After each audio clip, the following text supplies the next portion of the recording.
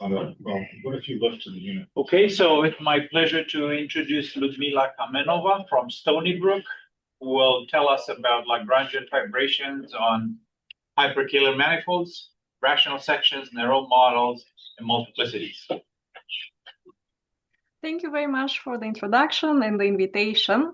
Sorry I couldn't be there in person. It's a very busy semester.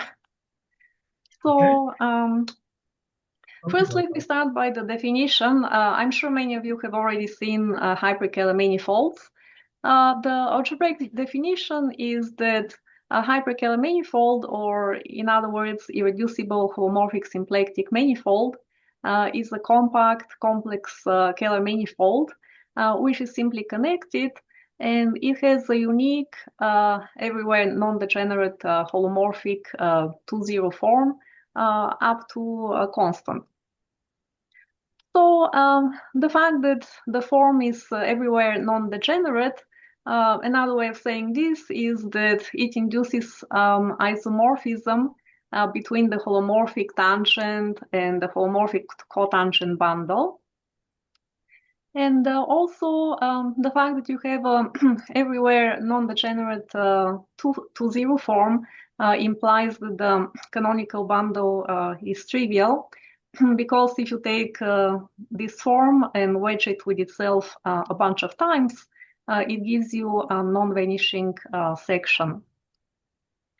So there is Bouville-Bogomolov's decomposition theorem saying that any compact Kähler manifold with vanishing Fibration class is decomposed as a product of complex tori times Calabi-Yaus times hyperkaehlers up to some finite étal cover.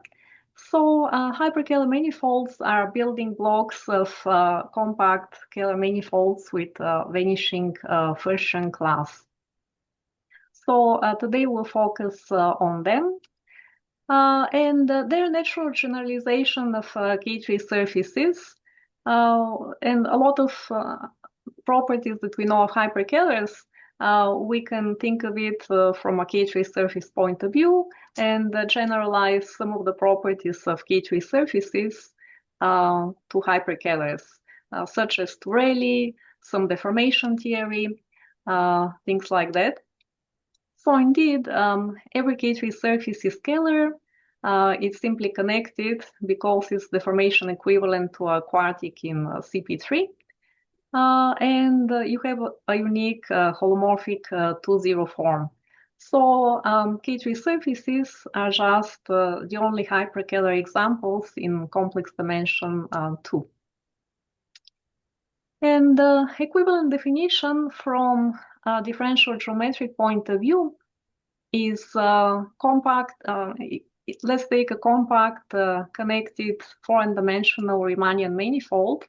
It is irreducible hyperkaehler if its holonomy group is the compact symplectic group, SPN.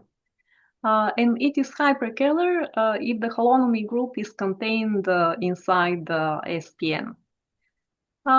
You can think of as the compact symplectic group as the basically the regular symplectic group SP2N with complex coefficients. But to make it compact, you intersect it with U2N. Or another way of thinking is, well, you can consider it as a group, as a subgroup of GLN with quaternionic coefficients, which preserves the standard Hermitian form on the quaternionic space.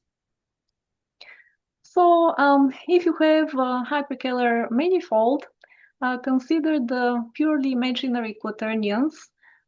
They act as parallel endomorphisms on the tangent bundle of M.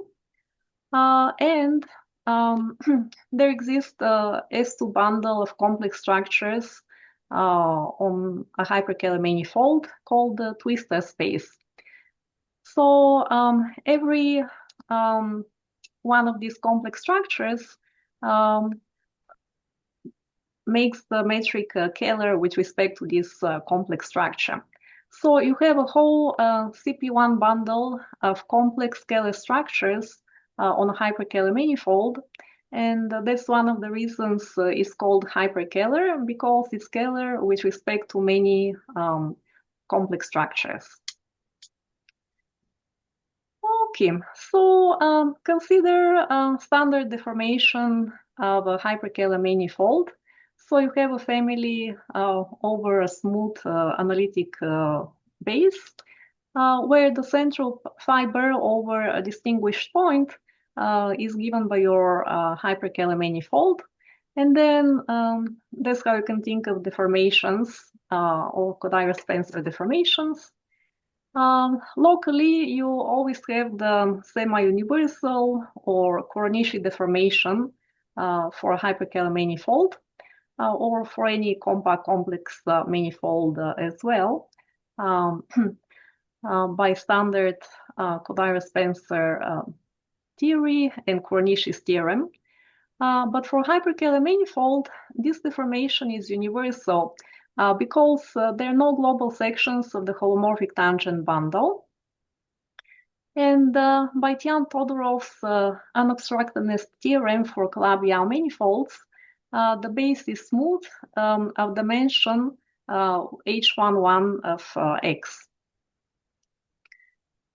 So notice that if you take a small deformation of hyperkaehler, it remains hyperkaehler, because by Kodaira we know that a small deformation of Kaehler manifold is also Kaehler. And then H20 remains one-dimensional, so you get also a hyperkaehler manifold. So for hyperkaehler manifolds, we're going to consider this extra structure, which is given by Lagrangian fibrations. And for K3 surfaces, we try to understand a class of K3 surfaces which are dense in the moduli space of all K3 surfaces, and whose properties are easy to understand and helpful. Such classes, standard classes of K3 surfaces, are Kummer surfaces, quartics, which are complete intersections in CP3, and elliptic K3 surfaces. So for hyperkaehler geometry, the structure that generalizes very nicely in higher dimensions are fibrations. And these are fibrations which are Lagrangian fibrations with fibers abelian varieties, and whose base is CPN. One might think such a fibration structure is very restrictive. Why do we have to have a complex projective space as the base? And why would we have fibers which are Lagrangian abelian varieties? So can we do a different fibration perhaps? However, by Matsushita's theorem, these are all the fibrations we get. So Matsushita proved that given a fibration F from a hyperkaehler manifold M to any base, let's say a normal variety base, which is non-trivial. So consider the dimension of the base to be strictly between 0 and the dimension of M. Then the dimension of the base is precisely half of the dimension of the total space of the hyperkaehler. And the general fiber is Lagrangian abelian variety, where it's Lagrangian with respect to the holomorphic symplectic form. So the holomorphic symplectic form restricted to a general fiber is 0. And here by fibration, we mean proper surjective morphism with connected fibers. So Matsushita also proved that if you have a smooth base, then it looks like the complex projective space. It has the same Horsch numbers. And then Huang generalized this part of Matsushita's theorem, proving that if the base is smooth, then indeed it is CPN. So these are the fibrations we have for hyperkaehler manifolds. They're very restrictive. And also, given a fibration, let's take an ample class on the base. Let's say you have a hyperplane class on CPN, and then pull it back to the total space. This becomes a distinguished Neff class on the hyperkaehler manifold M. And it has some very nice properties. For example, there is the Bogomolov-Fujiki form on the second cohomology of M with integral coefficients, which generalizes very nicely the intersection pairing on K3 surfaces. And for example, this Bogomolov-Fujiki form on the distinguished Neff class alpha is 0. So alpha has vanishing self-intersection with respect to this Bogomolov-Fujiki form. And this is part of the SYZ conjecture. If you're given hyperkaehler manifold with the integral Neff class, for which the Bogomolov-Fujiki form vanishes, then you get a Lagrangian fibration on the hyperkaehler. In the general case, this conjecture is still open. However, for the standard examples of hyperkaehler manifolds, such as deformations of Hilbert schemes of K3 surfaces, it's proved by A.L. Markman. You have Bayer and McCree with a different proof. It was proven by Yoshioka for generalized Kummer varieties. And then for O'Grady's examples, it's also known by Mongardi and Rapagneta and Mongardi and Onorati. So this distinguished Neff class is very important on the total space. Today we're not talking about the Lagrangian fibrations in terms of SYZ. However, we're going to take this distinguished Neff class and consider some other properties for it. So, for example, a natural question is this distinguished Neff class primitive in integral cohomology? So we don't want it to be a non-trivial multiple of some other integral class. It can be plus minus one multiple of another one, that's okay.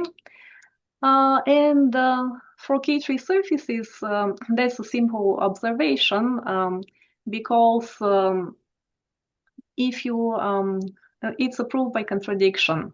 If you assume that the pullback of O of 1 is a multiple of some other integral class in cohomology, then this H would be M torsion and H0 of H would vanish.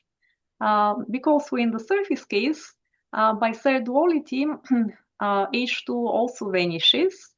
And then you get a simple contradiction with this assumption just by Riemann-Roch.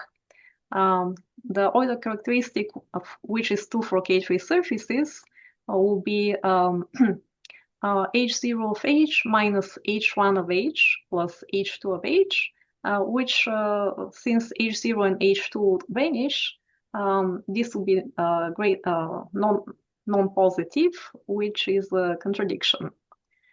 So based on this simple observation for K3 surfaces, a few years ago, Misha, Verbitsky, and I proved that in general, the pullback is also a primitive class, but we had to make an extra assumption.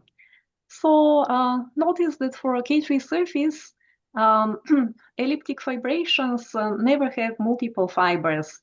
So here you don't have to worry about multiple fibers. And then for hyperkaehlers, you have to assume this. So Misha and I, a few years ago, proved that assuming there are no multiple fibers in codimension 1, then this distinguished Neff class is primitive, which is the pullback of O of 1. So basically, we generalize the proof by contradiction for K3 surfaces using certain vanishing theorems.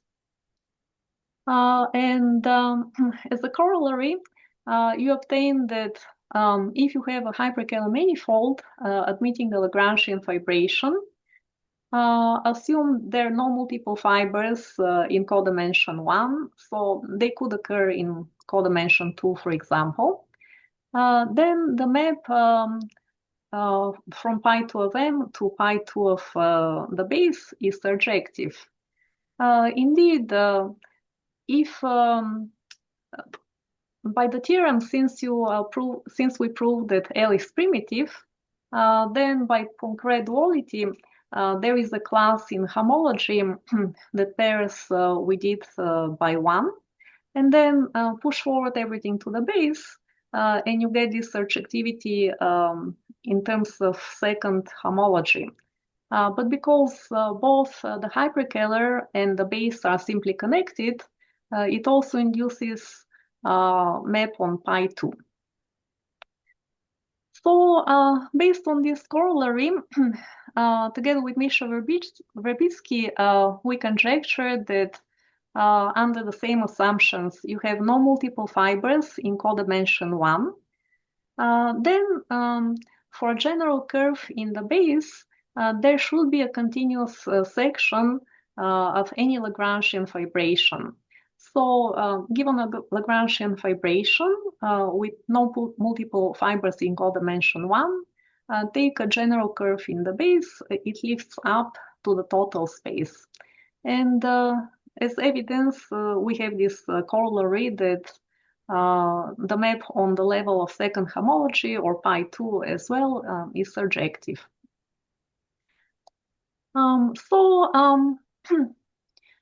For K3 surfaces, let's talk a little bit about sections. Even on level of K3 surfaces, not every K3 surface admits a section.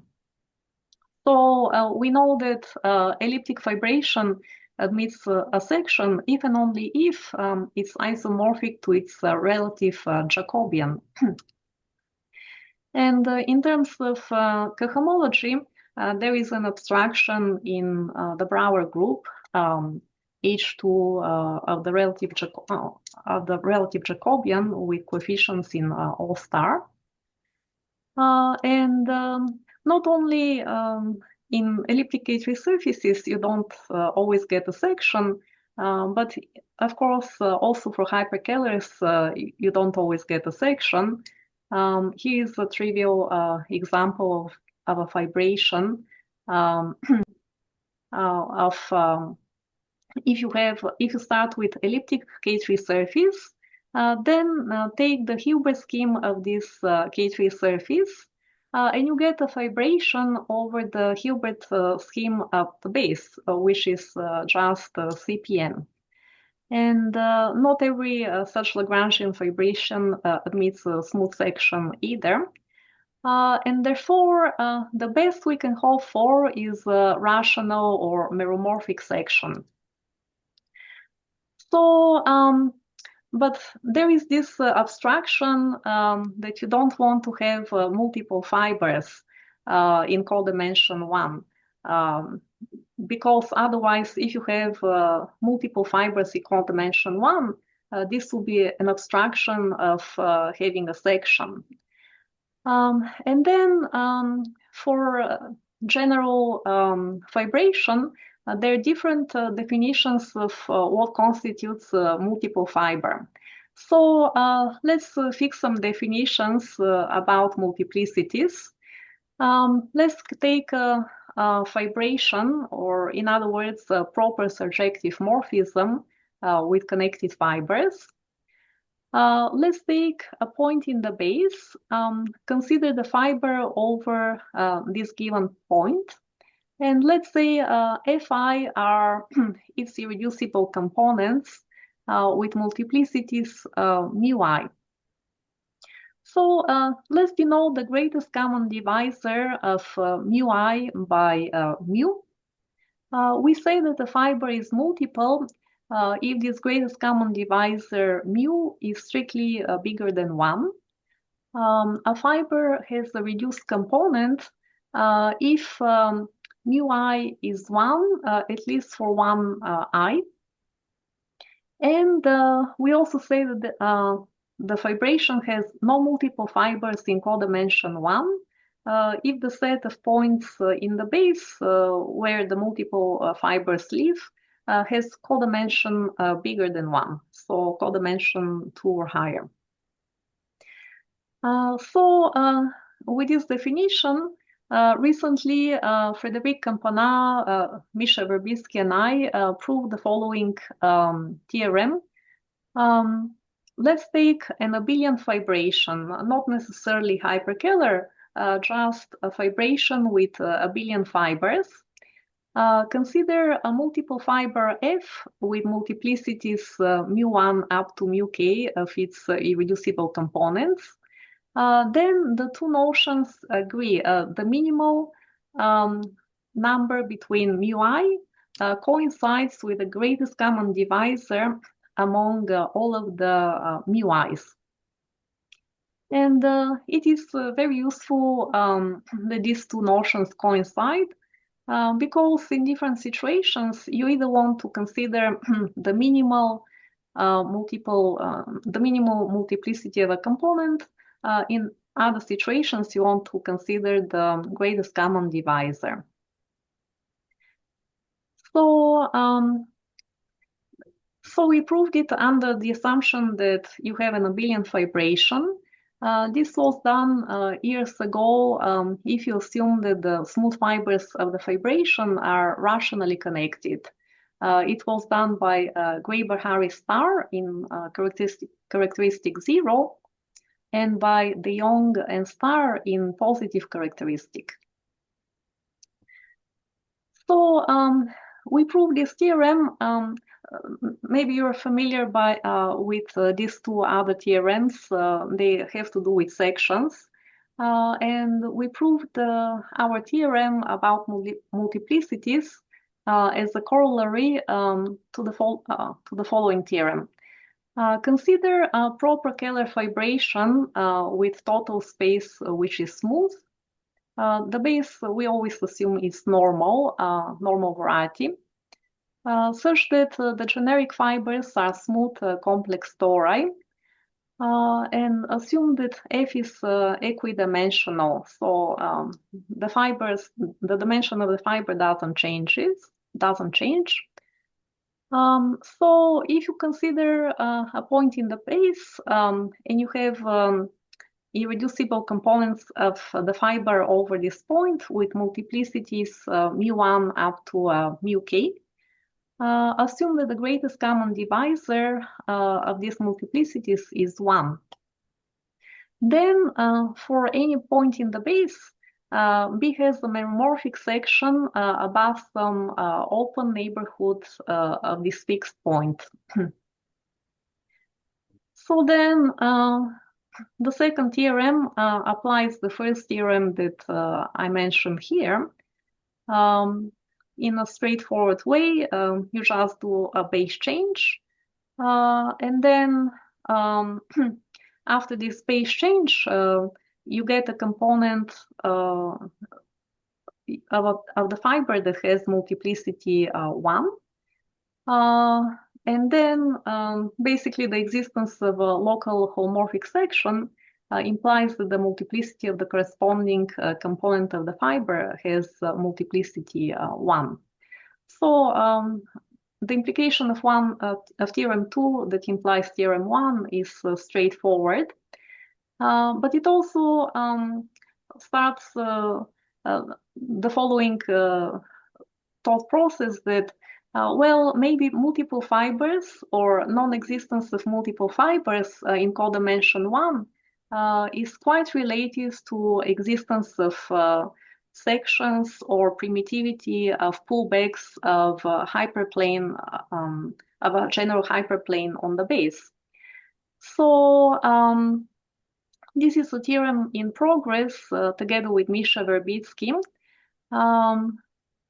because in a lot of our theorems, we either assume that the homology class of the pullback of hyperplane class in the base is primitive, or that there are no multiple fibers. And we wanted to unify the assumptions.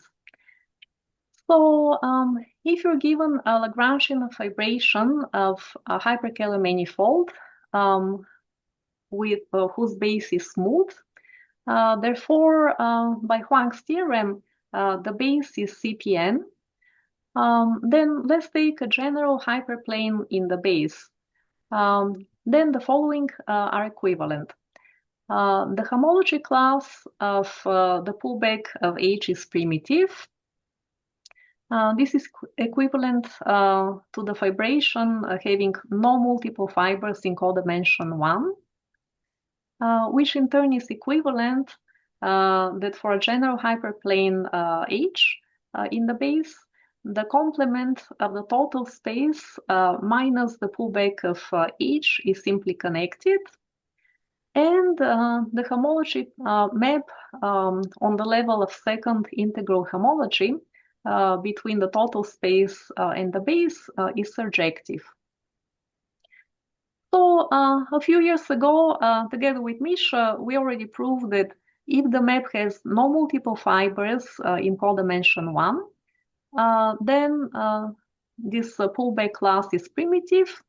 So 2 implies 1, which in turn implies 4, that this homology map is surjective.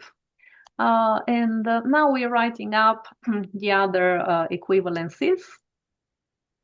Notice that Lagrangian fibration could have multiple fibers in codimension 2. There are these exotic examples by Isabel Hellman. She was a student of Daniel Huybrecht's, where she made some systems which give you a Lagrangian fibration with multiple fibers in codimension 2. So having multiple fibers in codimension 2 is possible for higher dimensional hyperkaehlers. But the goal of all of this is to prove that you don't have multiple fibers in codimension 1. So that's our goal that we are working on together with Misha Verbitsky. But right now, we can prove the equivalence of these assumptions. So, as I mentioned, here, the homology, if you consider Lagrangian fibration with no multiple fibers in codimension 1, then this homology map is surjective. So this was used as evidence that you can lift up curves from the base in terms of a section. So together with Fedya Bogomolov and Misha Verbitsky, we proved the following theorem a couple of years ago. If you have a Lagrangian fibration on a compact hyperkaehler manifold with a smooth base, so the base is CPN, assume that the general fiber of the Lagrangian projection is primitive, in other words, not divisible in integral homology. Assume that the fibers in codimension 1 are reduced. Then consider the degenerate twistor deformation, which is a generalization of the usual twistor space. So I'll define the degenerate twistor deformation on the next slide. Then for some deformation, for some twistor deformation, the Lagrangian projection admits a meromorphic section. So basically we prove that if you're given a hyperkaehler manifold without multiple fibers in codimension 1, then there exists some deformation, more precisely a twistor deformation, which admits a meromorphic section. So let's see. So let me tell you what is a degenerate twistor deformation. Basically, this is a limit of twistor spaces, and it is just a deformation, a smooth deformation of the hyperkaehler manifold, even though Misha calls it degenerate twistor deformation. So for hyperkaehler manifold, together with the fixed 1-1 form eta, which is closed and positive 1-1 form, we associate to eta the following family of complex structures. So instead of being parametrized by CP1, it's parametrized by C. So at any point, you basically the twistor space is the direct product of M times C instead of CP1, and then you have the natural twistor complex structure on this degenerate twistor space, which pretty much acts like the regular twistor structure, but it's twisted by this 1-1 form eta. So you have a slight modification of it. And this one slide summarizes one very long paper of Misha Verbitsky, pretty much generalizing twistor spaces for hyperkaehler manifolds. He proved that this twistor complex structure on the degenerate twistor space is integrable. And for hyperkaehler manifolds, it can just be obtained as a limit of regular twistor spaces. And that's why he called it degenerate twistor space, even though it's not degenerate really. So how do we prove this theorem? Well, here are the basic steps. First, as we mentioned earlier, we take a general line in the base, and then we construct a section over it.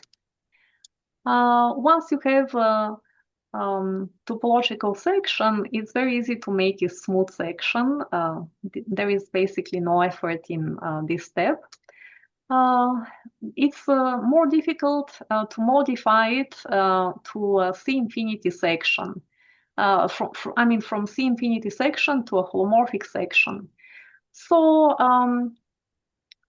since this cannot be done for the same fibration, this is the step where it uses the degenerate twistor space, going from the C-infinity category to the holomorphic category.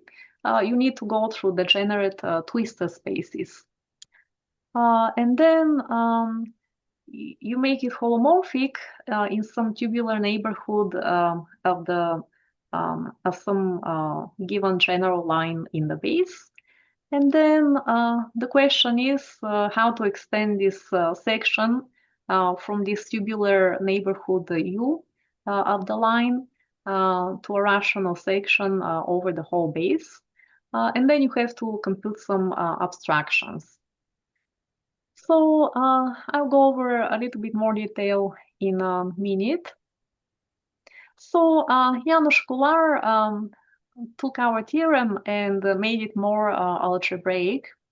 So 1 year later, after we published this theorem on the archive, Kolar made the following algebraic version of our theorem. Consider an abelian fiber space over the complex numbers such that M can have singularities, but let's restrict to log terminal singularities. Assume that the canonical bundle of M is numerically trivial. So in his theorem, not only you can consider the hyperkaehler case, but also the Calabi-Yau case. Let's assume the pi is locally projective of pure relative dimension D. Consider a class eta, integral class in the top cohomology. such that its intersection with a class of a general fiber is 1. Then there exists a Tate-Shafarevich twist and a rational section of this Tate-Shafarevich twist fibration. So here is one comparison between our theorems. The assumption about the existence of such eta implies that you have to assume non-existence of multiple fibers, which in our theorem, we assume that you only have some primitivity of the fiber. But now, considering our current progress with Misha Verbitsky, now we know that these two assumptions are equivalent. And in our theorem with Fedya Bogomolov and Misha Verbitsky, we used twistor transformations, which gives you a deformation equivalence between the fibration you start with and the deformation and then the fibration you end up with. In some contrast here, if you take a Tate-Shafarevich twist, it's not clear it gives you a deformation equivalence. So Tate-Shafarevich twists are not necessarily deformationally equivalent to the original fibration. So this was the state from last year. However, only a couple of weeks ago, David Bai, who is a grad student at Yale, he's a graduate student of Junlian Shen. He proved that under some additional assumptions of Kolar, so if you make some additional assumptions here of the total space of the fibration, and you make some additional assumptions on the Tate-Shafarevich twist that you get, such that it's torsion and so on, then it's deformational equivalent to the original fibration. And David Bai used some of our methods with Verbitsky and Bogomolov. So now we see a closer connection between our theorem and the theorem of Janusz Kolar, which is much more algebraic. Okay, so here is a little bit more about the idea of the proof. So if you have integral homology class, in general, it may or may not be represented by a smooth manifold. However, in certain cases, it can be represented by such a submanifold. For example, using René Thom's theorem, such a homology class can be represented by a smooth submanifold in M if R is at most 5. In our case, we want this to be real dimension 2. So in our case, it is totally fine. Also using Neron models and Thom's result, given a Lagrangian fibration with assumptions we made earlier, we can find a smooth two-dimensional submanifold in the total space M, such that the Lagrangian projection projects this two-dimensional submanifold to a general curve on the base. So, in other words, we can obtain a smooth section of the Lagrangian fibration over a holomorphic line in the base. So here is the Neron model we use. I just want to say that the relative Jacobian group scheme has been studied in hyperkaehler geometry since Markushevich. And more recently, Yoon-Joo Kim obtained a version of Neron models for Lagrangian fibrations. Usually, Neron models are over one-dimensional base, and he generalized this construction over a multi-dimensional base. And we simplified a little bit Kim's construction because we didn't need his whole machinery in our case. So Misha, Verbitsky, and I used the following version of Neron models. So if you have a hyperkaehler manifold together with the Lagrangian fibrations, assume that the base is actually a Stein manifold. So you don't even have to have the full CPN. And let's consider, let's stratify the discriminant locus. So basically, if you have the discriminant locus of the base where the singular fibers are, let's stratify it by depending on how much the rank of the differential of pi drops.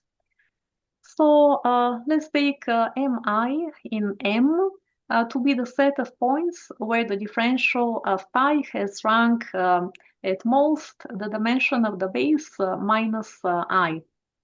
And of course, let's assume there are no multiple fibers in codimension 1.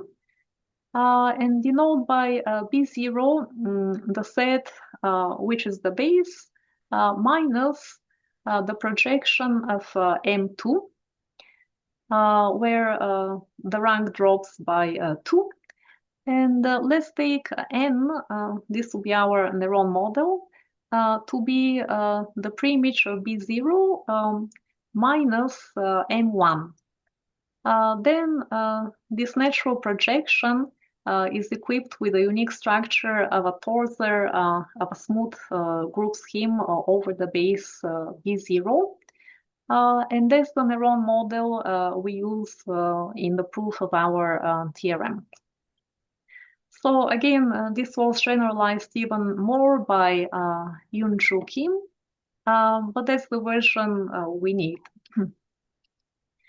So then in step 2, there is not much to do. You can always make topological section into a smooth section. But then the difficult part is turning this smooth section into a holomorphic section. So we take a small neighborhood of the curve, and we extend this section to just a small neighborhood, which is still smooth. And then we apply the following theorem, which is a technical theorem by Bogomolov, F, and Verbitsky, in which they obtain the general twistor deformation of the Lagrangian projection, which makes this section holomorphic. So basically the theorem uses a lot of symplectic structures and a lot of computations to make sure that given 2-0 form plus a 1-1 form, you can do a twistor transformation to turn a given smooth form or smooth section into a holomorphic section. So this is a big technical component into making things holomorphic. And you don't always end up with the same Lagrangian fibration. Sometimes you just have to deform it. And that's why we end up with a degenerate twistor transformation. And then the last step is, right now what do we have? We have a general curve on the base.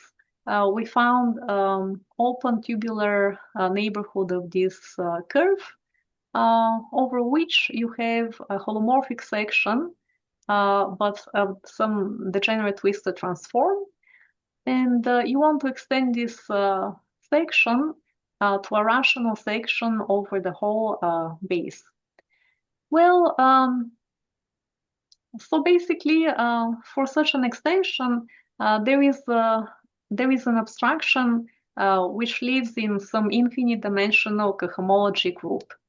However, again, this is a very technical part. Using Dolbeault currents, we were able to compute this abstraction class. And even though it lives in this infinite dimensional cohomology group, the abstraction class itself vanishes. And this allows us to construct the degenerate twistor transformation and rational section of this degenerate twistor transformation. Okay, and these were all of my slides. Thank you. Thank you for the attention, and thank the organizers.